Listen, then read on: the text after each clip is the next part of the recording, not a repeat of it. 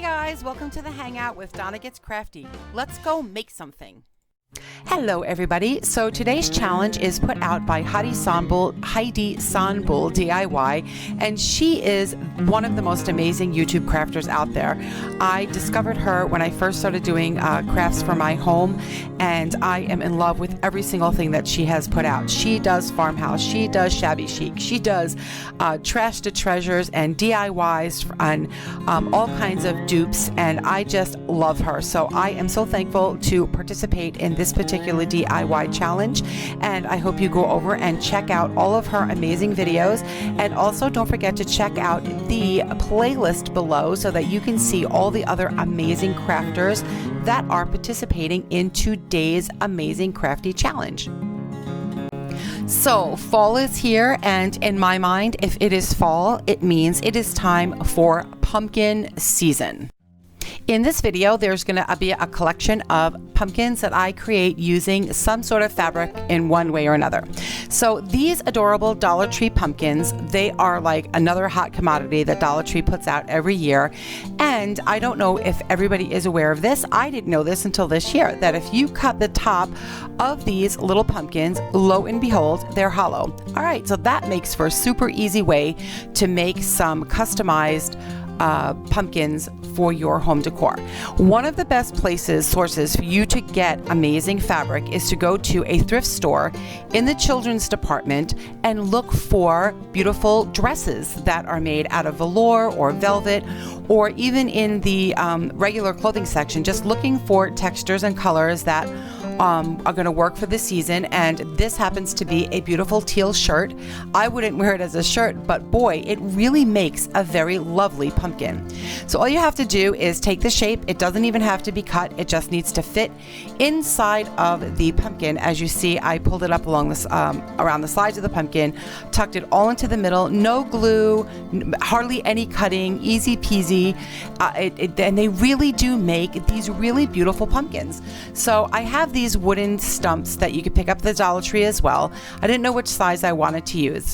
Dollar Tree sells these short stumpy ones and the long ones, and I opted for the long one.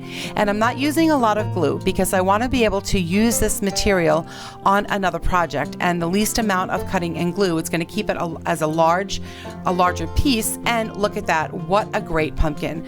Now this the video does not do this color justice. It is this beautiful rosy pink, dark pink magenta velvet, and this was a little girl's dress. You can see the shape of the skirt there, and it just, you do the same thing, cut a hole in the top. I cut a hole in the top. That one, the hole in that one was pretty big, but it's okay because I had this excess material. I didn't want to cut this material because I don't know what I might be able to use it for again. Oh boy.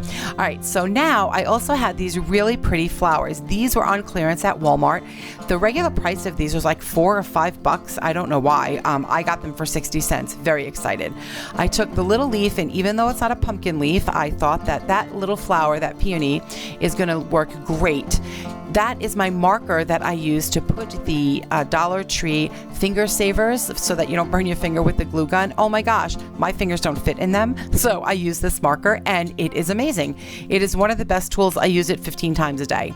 So there is my second little fabric pumpkin. Now this third pumpkin that I'm going to make, I'm going to use a metallic marker. Did you hear that jingling? That's my dog shaking. And I have these old gourds. I don't like gourds. I love pumpkins. I don't like gourds, but I discovered that gourds will work lovely as a stump for a pumpkin. Now the material there that I'm using is a shirt that I picked up in the extra tall, big and tall section at the local thrift stop. So I got it on clearance for probably $2, maybe $3, and you get a lot of plaid material out of these. It's not flannel, it's just a regular plaid shirt. So I have this circle that I have cut out. It's a 12-inch circle. It's made from foam board, and I use that for a lot of things because a 12-inch circle is kind of useful. This is my fabric scissor. You saw the sticker there. It says fabric. Nothing is cut with this particular scissor other than fabric. Everybody should have a scissor designated for fabric.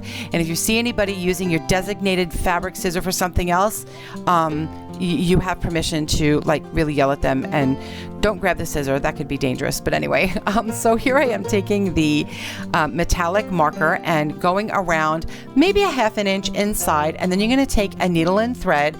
And if you're not a sewer, don't freak out and don't think that this is super hard or difficult to do. It is a needle and a piece of thread, and you're just going to follow the white line and go. It's called a slip stitch. You're just going to go back and forth, back and forth. There we go. Super, super easy. That little stitch will get you far. I did my gnomes using this stitch. I'll try to remember to leave the link for that below. But see how easy this is? And you're just going to follow the white line. Do not use your scissor on burlap. Because it will dull your scissor, and that would be very sad. So I took a little piece of burlap and I cut it into a square, and that's going to be like the little brown area that goes around the stump. I don't know what that's called. Does anybody know what that's called? I don't know. Anyway, so I just took this square and I'm going to fold it, and I'm going to peel off the sides to give it a nice little fringe, and then I'm going to cut a tiny hole, and make sure that the hole is small because you don't want it to be too big when you put it onto the gourd. So if this is your first time here, thank you so much for stopping by, and I would love for you to subscribe and join me on this crafty challenge, crafty life that I'm doing, redoing my whole house. Wow, this is crazy. So click subscribe, and don't forget to double click on the bell so you can be notified for new videos about once or twice a week. So that really weird stuffing came out of an old pillow. I do not know what it's made out of. All I know is I had 2 big pillows that I got at a thrift store, and I took out the insides and I reused it, and there was a lot of stuffing in those pillows. Now I just pulled the little string. I didn't pull it too hard because you don't want it to break, and I re-threaded it. I should have kept the needle on it, but I didn't. That was my bad. I should have had the thread to be a little bit longer. There's nothing I can do about that, but I hope that that is self-explanatory. Now look, Funk, you just like pop that little boy right into the opening, and it looks like a little pumpkin stump.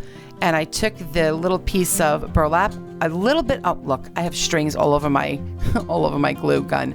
I just put a little glue. Again, I don't want this to be overly attached because I want to maybe be able to use this fabric again. So that's just kind of like the way I roll. Along comes my little finger saver there again, and look at that. It's like a little pumpkin. I am in love with these. I'm not gonna lie, I have like 7 of them because they were just so fun to make. There's another one, and that fabric actually, and the blue for this larger one, I think that material was about 18 inches round. Those are old Catholic school uniforms that I picked up for literally 50 cents at my local thrift store. Once again, I just want to thank Heidi Sonboul DIY for hosting this fun challenge. Please go over and check out her stuff. Her stuff is so fun, and she has such a pleasant voice. I have her playing in the background when I am doing crafts. I just love to listen to her and be inspired by her, and check out the playlist below and you can see all the other people that participated. So now I had this idea. I have this fabric, and I've had this fabric literally I think 5 years, and I've never done anything with it. It's just a cream colored check with red and blue. I think the video kind of makes the blue look dark. It's not really navy blue, but it's not black either. Anyway, I measured out about 1 inch, and I made these strips. And you can see there, again, with the frayed edge, I want to have a frayed edge on all of the pieces, and I believe I cut 8 strips of each. I don't remember. I really should have remembered that. Anyway, I peeled off the fringe on the side about the width of one of the little squares because I want the frayed part to look when I go ahead and wrap it around my little pumpkins. So this is a taller pumpkin, and I like it because it's a different shape. And I wasn't exactly sure that's why I wasn't exactly sure how many strips I needed. So I measured it out, and I don't know how long these strips are. I really should have measured them. So if you go ahead and do this craft, first of all, leave a link so that I know that you decided to do something fun that I did. That would be kind of neat. But also just measure your fabric and see how much you'll need. I wanted to have enough strips to alternate at first. And then I realized that no, it's going to look so much better if I take the strips and I just make the area that they cover on the pumpkins a little bit wider. So are you all ready for fall? I am so stoked for fall. Fall is my favorite time of year. I can't even tell you how much I love it. Making all of these pumpkins really put me in the mood of fall. So here you can see, I am just laying these and crisscrossing the strips of fabric over one another. And you'll see at first, like I said, I wanted to alternate, but I didn't like the way that looked. I end up arranging them so that there are, I don't know why I did that again. Oh, that was just a bad edit. Sorry, that's my bad. Okay, so you get to see it again. Okay, so I'm doing this crisscross and I want to have 4 strips per color, and then it's going to alternate colors. So I'm hoping that the video really explains it better than I'm explaining it now. So we'll just watch it for a second and maybe you can be inspired by or understand what the heck I'm even saying. Okay, whatever.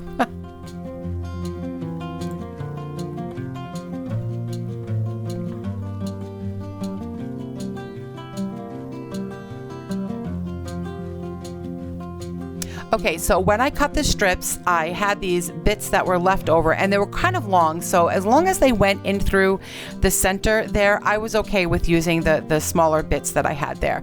So I have them all arranged and I just took a needle and thread and just put like 3 little stitches in the center because I didn't want them to be all moving around when I tried to go ahead and wrap my pumpkin with. Clearly when I craft, do you craft like this? Just kind of wing it.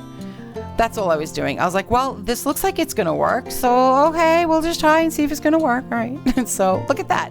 It did. And so I just sort of measured to make sure that I had enough because for whatever reason, I just couldn't, I don't know how to do math like that. That's higher math. I just kind of like cut strips and yeah, it worked. So I was liking the way that was going to look. I like the way the little fringy ends look. So with the center held together, I put a little bit of hot glue on the bottom there. I don't plan on using these strips again. And I just pulled up the strips one at a time using my handy dandy don't burn your finger tool. I'm going to market that. I'm going to like trademark that. My dog is here. If you hear jiggling behind, it's my dog shaking her head. Okay.